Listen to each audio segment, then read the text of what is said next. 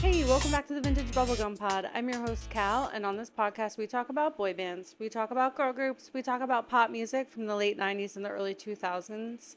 It's a genre I've been passionate about more than half my life, and I'm really excited to get into today's episode. But before we do, I just want to take a minute and mention that I watched the Dirty Pop documentary on Netflix last night. Over the years, I've watched a lot of documentary footage. I've read a lot of stuff about Lou Pearlman. I've already made it pretty obvious that I don't look at Lou Pearlman in any kind of positive, nice light. But having said that, I wanted to create this podcast to talk mostly about the positives from this time, this era, this genre of music. While trying to maintain like a well-rounded picture. Like obviously when we talked about Five, I mentioned all of the tabloid stuff that they got up to, all of like not great times that happened while they were a group. So I do want to present a well-rounded picture, but I do want to focus more on the positives of how all of that made me feel back then, or made like everyone feel back then. At the end of the day, as far as these groups go, they were all people with dreams. And I mean, not just people, they were mostly kids. When you look back, everyone was a teenager or in their 20s, you're still a kid. But they were all young and bright-eyed with their sights on stardom. They all busted their asses to do what they did, and they all did it amazingly well, despite, some of them not reaching the heights quite of today's episode, or the fame heights of Backstreet Boys, or that kind of notoriety. But that's why I'm here, and that's why I wanted to create this podcast too. So I want to remind my listeners of, that behind all of these stories, any scandals that happened, any bad blood that occurred between human kids, human young people, especially in that environment. I mean, it's a disaster for failure if you're not prepared to deal with all of the bad things that could happen. I mean, nobody was. Like I said, everyone was kids. You had no idea what you were getting yourself into. But like I said, all of these people busted their butts to do what they did, and they worked hard night and day. Probably rarely ever took time off or vacations, and they were all chasing a dream, and no matter what happened or what Lou did to people was horrible and awful. And the fact that all these years later, for some people, it's still leaving them in a place of trauma and despair. These were all people who had dreams and goals and were working really hard and had no idea, what was really happening. I don't think you could really gather the scope of the damage that he was doing in secret, especially when you're that young. You have like no idea that there is even treachery that exists in the world like that. But I created this podcast to remind everyone listening, to remind myself, that these were people with dreams, and all of their hard work deserves respect and a place in nostalgia and a place in the future. Even though, they may have been forgotten about largely, they deserve recognition for all of their hard work, no matter what had happened behind the scenes. So anyway, today's episode, we're talking about Steps, particularly their song 5678 from their debut album. So in college, my best friend from high school, she was going through this like country phase, and during that time in the early 2000s, I was still regularly making her mix CDs because it's a love language of mine. I don't make them anymore, so I don't have a CD burner, or I totally would. I liked writing, the songs in a spiral around the face of the disc, that whole thing.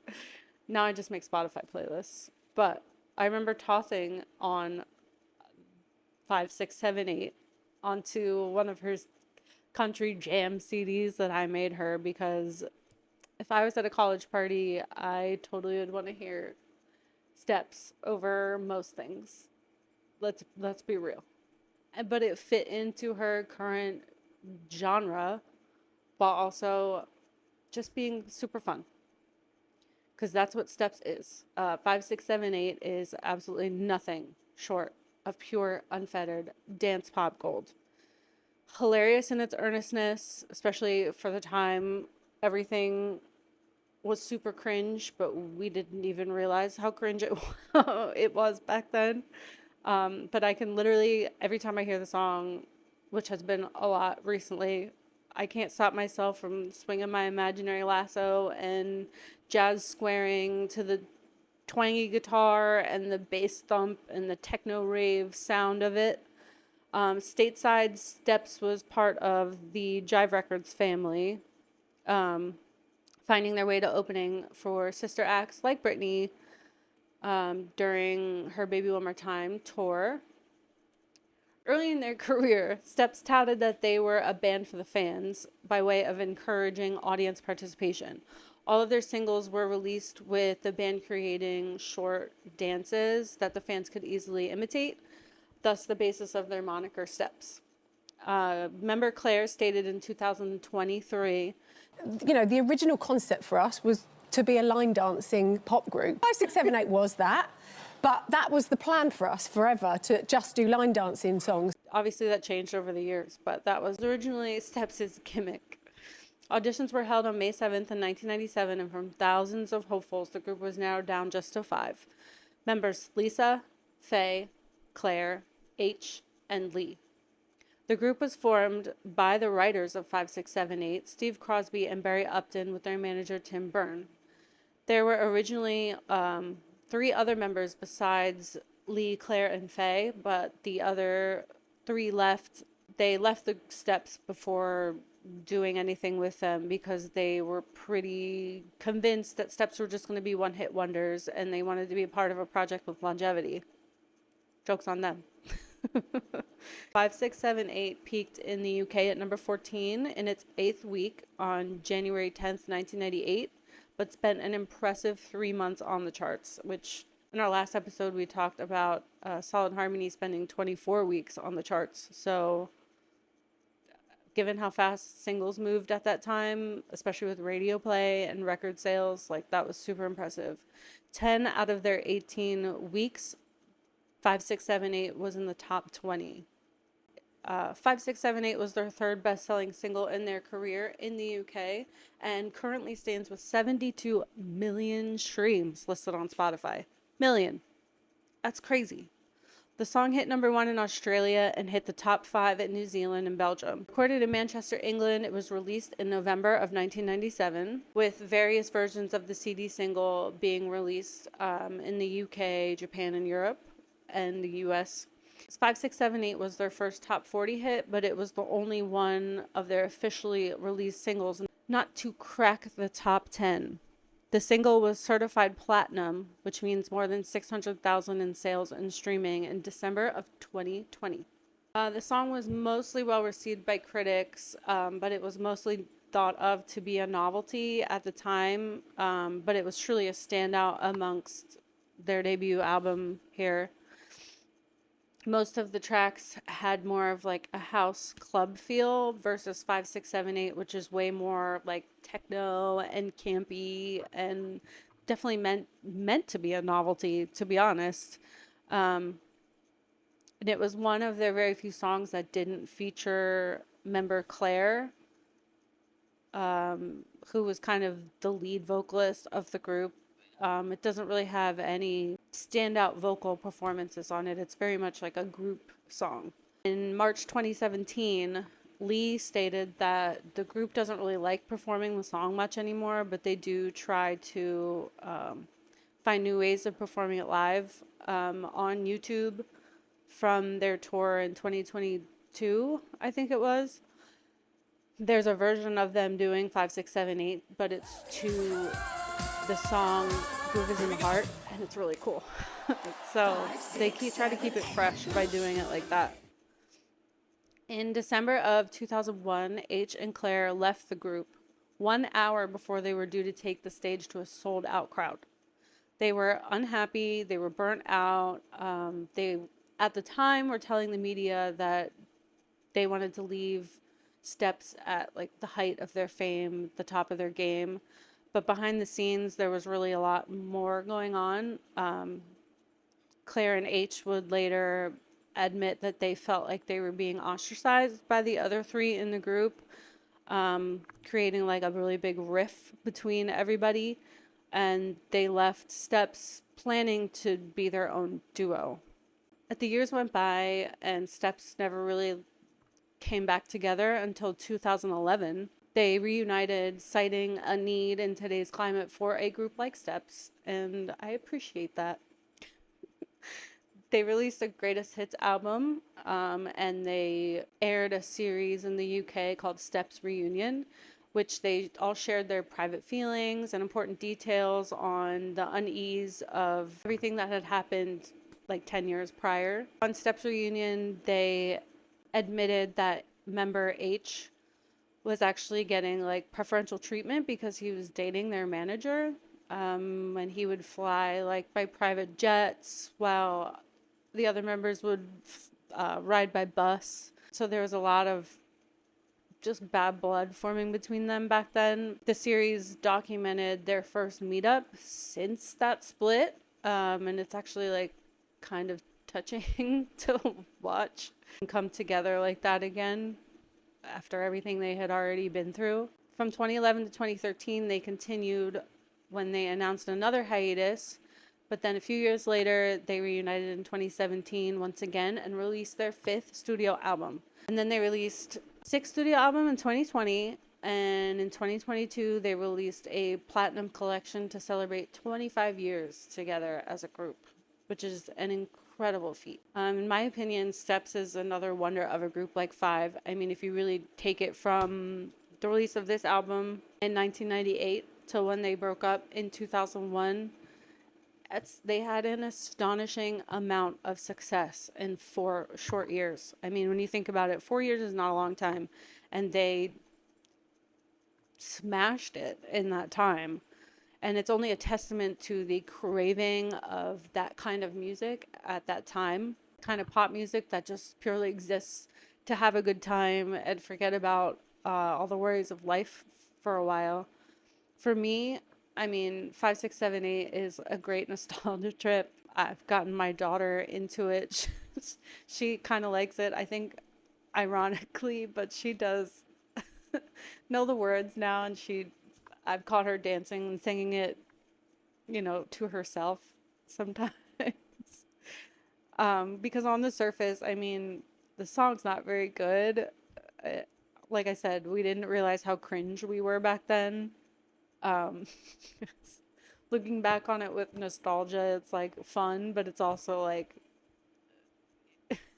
it's kind of cringy.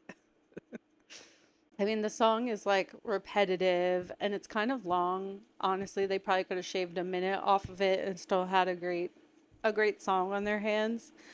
But I mean, that really is the appeal. It's a song that could have only existed at the time that it was created, which, I mean, that's most of these songs, you could say that about it, like lightning in a bottle, honestly. In February 2000, Steps was introduced to America. Disney did their in-concert specials, and this one was with the boy band Youngstown, who we're actually going to talk about in next week's episode, which is where I personally first heard of Steps. It was mesmerizing because in the sea of pop at that time, with the changeover from R&B and everything becoming like sugary, sweet bubblegum pop, this was different. They were a house band, a club group, just a nonstop dance party. And honestly, Claire is an incredible singer. I mean, you can hear it if you watch the in-concert special during One for Sorrow. She's amazing. They were easily marketable back then. I mean, selling them as a novelty group as a group that's exists to be a party. You know, they existed to bring the fans in and everyone could do it. If you were seeing them in concert, what they were doing on stage, you could do in the crowd with all of your friends and everybody else in attendance. And that's super marketable. And they filled the formula. You know, everyone appeared clean cut. It was the matching outfits of the time when they're in concert. I mean, they were rehearsed to perfection. They really set a standard for mixed pop groups at the time. Often imitated, never really duplicated kind of. Steps is a rare gem. The music video, you'll hear more about it during Brody's Corner as well, but we're not super huge fans of the music video. Maybe it was about subverting expectations, or maybe it was about more appealing to a wider audience, not just the UK, but in the West too, you know, here in America. But setting a country song on a beach is a big miss for me. The dance is awesome. I mean, it's one of their more fun combinations of movements and but the vibes are incorrect. I think the video would have been more memorable if it were set on a ranch and there was like, they were dancing in a barn and there was like barrel racing, cut to scenes of barrel racing and like a barn party or like a big bonfire or something. I don't know.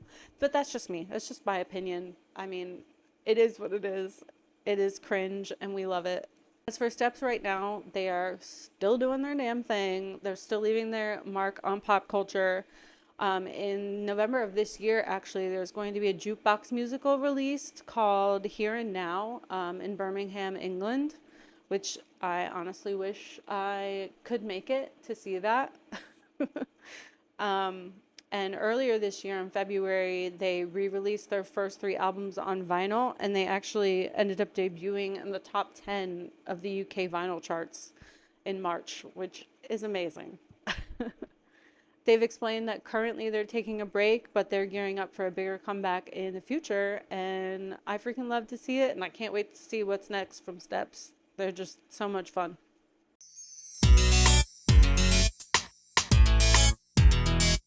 Now it's time for a little bit of a lyric breakdown. Like I said earlier in this episode, this song is very repetitive. It kind of is a 3-minute loop of the same thing over and over, which makes for one of the reasons why it's stuck in my head still. All these years later, I'm still going, my boots scooting, baby, it's driving me crazy. I mean, because you learn the lyrics like that because they're very simple. The song is about dancing. Like, literally, the song is about meeting a partner and wanting to dance with them and describing who they are and how they make you feel. You know, it's my boot scooting baby is driving me crazy, my obsession from a Western, my dance floor date, my rodeo Romeo, my cowboy guy from head to toe. That's pretty much the song. We have the hilariously cringy lines that were read by the guys, you know, foot kicking, finger licking, leather slapping, hand clapping. It describes, I guess, how you would feel at a line dance. And that's literally what Steps was created for. This song absolutely accomplished its job. Perfection. And now it's time for the dramatic reading. I gotta find somebody. I can't keep doing this to y'all. I'm not a good actor, but I will try my best. Okay. Tush pushing, thunderfooting, cowboy twisting, no resisting, drums banging, steel twanging, two-stepping, end to end. Hardwood crawling, some four-walling, rug cutting, cowboy strutting, burning, yearning, whining and grinding. Let's begin the dance again. 5, 6, 7, 8. And now it's time for Brody's Corner.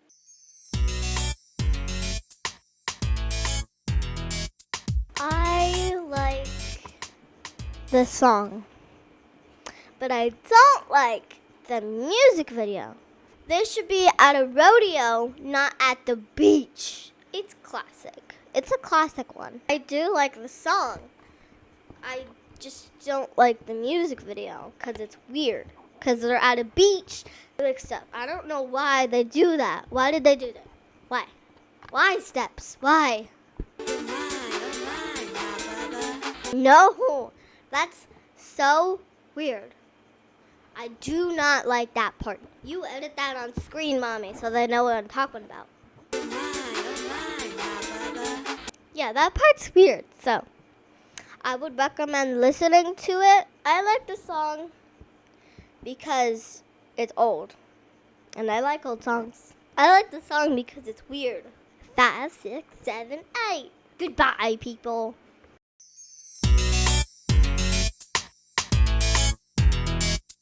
Hey guys, thank you so much for tuning in for this episode. God, I love Steps. Seriously, go watch some of their stuff on YouTube. I swear you will have the best time ever. So next week, like I mentioned earlier in this episode, we're going to be talking about Youngstown. Something got on this one in my youth. I'm sorry, I honestly think it was chocolate milk. Sorry, Dallas. But yes, next week, Youngstown. They're my sugar and they're all right. So I'm excited about that. This was a journey for me, researching this episode. I can't wait to share my findings. So anyway, like I've said before, I'm Vintage Bubblegum Pod. It's just me. I write, research, edit, record, social media, which I'm not very good at. I'm trying to get better at it. It's just me. So I have a Patreon. I have a Ko-Fi. If you would like to donate to either one of them to help keep this machine rolling, I would super appreciate it, because this is just me in my free time having fun. I mean, I'm doing this because it's a passion of mine and because I have a lot to say. There's a lot going on in my head, so that I need to express to whoever. And if you have any questions, comments, concerns, criticisms, fixes, if I am saying stuff that I found on the internet and you know that it's incorrect, feel free to send it to me and I will do some corrections. You can reach me at vintagebubblegumpod@gmail.com, or you can DM me on Instagram or TikTok. Thanks for watching. I really appreciate it. Bye-bye.